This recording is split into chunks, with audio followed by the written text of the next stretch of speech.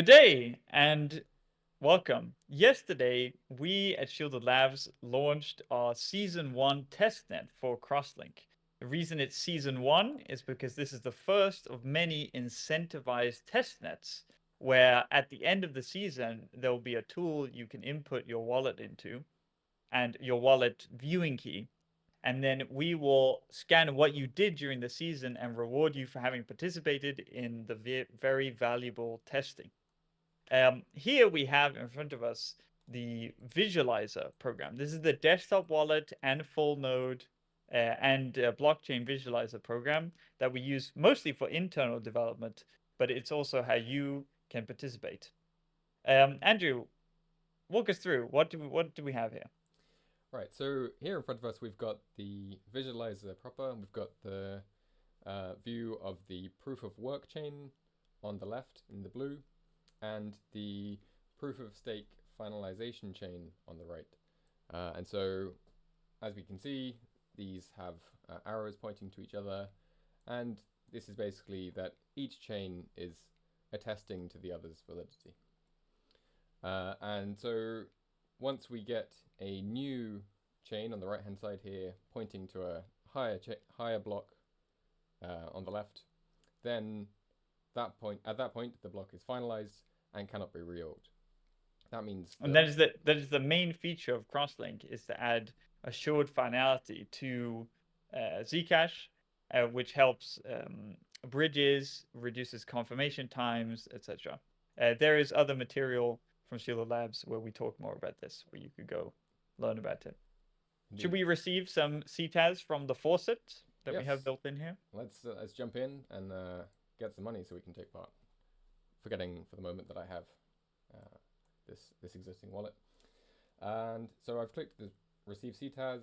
That's requested a transaction from the wallet. It looks like I've just synced a few more blocks. And we can see here we've got the transaction going in. We can hover We saw over it. the different status bars, status icon, and we can see that it's currently in the mempool, waiting to be mined. And so at some point that'll end up in our wallet. But we've got enough for the moment to participate anyway. Um, on the right, this is the kind of big new thing that Crosslink is adding, which is finalizers. And these are the people who are participating in the right-hand side chain. We can see the order of how much stake they have, which contributes to how much of an influence they have when they're voting on which block should be final. And so let's say I want to stake to one of these. I want to basically say that I believe that this is an honest finalizer who is going to Mm. accurately uh, determine the state of the chain. I can copy the identity, which is a public key for this finalizer. I can hit stake over on the left hand side, paste the identity, and then I will stake some amount to the finalizer. Now you may notice that all of these the amounts that I can stake are in powers of 10, and this is done to reduce the distinguishability between my transactions and other people's, basically helping to ensure my privacy by reducing the amount of information that is leaked. Yes, and we should say as well, for those who know a little bit, normal Zcash users say the orchard pool to have total amazing cryptographic zero knowledge proof privacy. But for the staking system, what we need to do is we need to take these orchard funds that we want to stake and extend their privacy out of orchard. And then the way we do that is by quantizing the new staking positions in this way. There will be no way to tell your one CTAS or in the future ZEC, your one CTAS stake bond from somebody else's. Now, or And, there's no and, way and to link them together, we should say. an additional thing that is contributing to the lack of information sharing is the idea of staking days. And the point of this is that people can only do primary staking actions during these staking days to limit the time variability in when all these transactions take place. And this again helps to prevent information leakages Yes. and protect privacy. So we've got quantity quantization and time quantization, both as principles to reduce the amount of information leakage. Yes. So we can see we successfully staked to that finalizer. And now I can edit my stake. I can see the positions I had before, as well as the one that I just added. And if we look, I stake to E70F. And to E70F, I have a few staking positions, most recent of which is here. Now, and what if we want to stake to somebody else, Andrew? How do we do that? Well, do I have to unstake and then stake again? You're in luck. At any time, not just during a staking day, you can actually redelegate your stake. Say you believe that this E70F was actually being a dishonest finalizer, or was maybe they weren't up enough at the time, and they were, there was danger of them contributing to stalls. I could find another finalizer.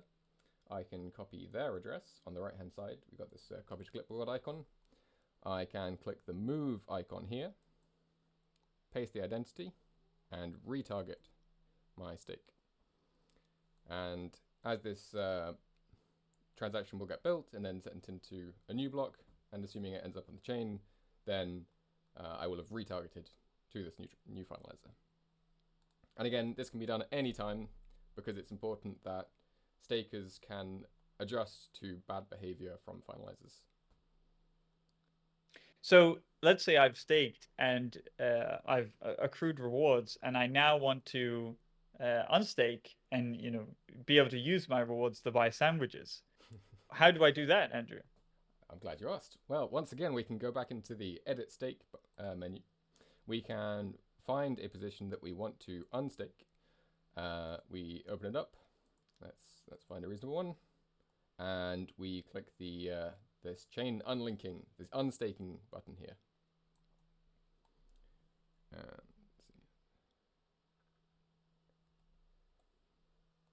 We probably need to improve the feedback on that, because here we see the unstaking transaction getting constructed. Maybe this is where we reiterate that this is primarily a dev tool that is kind of convenient to be able to use for a workshop. Yeah, this is not intended as a production wallet. So as we can see here, there's an unstaking transaction. And one problem, again, introduced by Orchard is because of how amazing Orchard is, if, for example, some major finalizer tries to, hack the network, or not hack the network, but disrupt the network and is participating in intentional malicious behavior, that we want a mechanism to. Did you get sidechained? I did. I think you need to unstake again. Yes. Interesting. So you have this problem of, if funds exit into the Orchard pool, then you cannot you can't do anything about these funds then without rewinding all of the Orchard pool. And so as a sort of safety precaution, there's an unbonding time period required on staking. So you stake in one staking day, and then in a future staking day you can unstake, and then you have to wait yet another staking day to then be able to withdraw out into normal Zcash. And that is so that there could be community action taken in the case of some kind of attack. And it looks so like we see there. There we go. The unstaking action went through there, and I had another item added to my withdrawable bonds. Now, only one of these is actually withdrawable within this staking day. As Sam said, the other one will be. We'll have to wait. In order to keep the video short, we have a withdrawable bond we put in the oven earlier to demonstrate. Indeed, here is the one I prepared earlier. So we can start the withdrawing on that. And once we can wait for blocks to go through. Currently, we're operating on a 25-second target block time. Yes. Just to keep the testnet going a little bit faster than on mainnet. Yes, it's been a very exciting testnet so far because we are testing many things, 25-second block times, new proof of work block sync that we've developed, secure encrypted communication between Zebra nodes, many, many new things. So it's been a bit exciting. I think while we wait for this to go through, we'll just point out that if you would like to take part in the workshop, you can go to the README on our GitHub page, which will be linked somewhere below, and it gives you all the additional instructions on getting started and how to do everything, as long as along with the executables themselves. Okay. So I mean, on top, Dude, was that a? Was that a? I think you might need to send that again. it is very The possible withdrawal. that has. Let's see, transaction failed to send. Yes.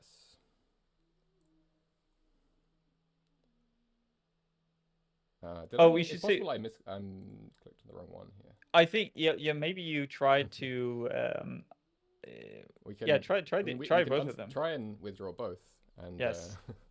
Yeah. I suspect you tried to withdraw the one that is not yet allowed to be withdrawn. We should say as well that this desktop program acts as a miner when you start up. So if you want to earn CTAS, so it's an incentivized testnet, but we will be doing reward payouts based on activities done and earn block rewards during the season. So that's either you can just have this program running, and if you mine blocks, that will count. Um, if you stake and then earn staking rewards, that will also count. Those are, I believe, the two things we are incentivizing. yes, Right now, finalizers don't get a 10% cut. They don't get any kind of cut. That this will come in season 2. indeed. Um, yeah. Now, Sam, what would I do if I wanted to be a finalizer? Oh, true, true. Well, that's great then that this desktop program is also a finalizer. It's just ready to be a finalizer at any point in time. So all you would have to do is have you, yourself, or somebody else stake to your finalizer identity. Okay, and we can. Looks like we can find our finalizer identity up in the top right hand corner here.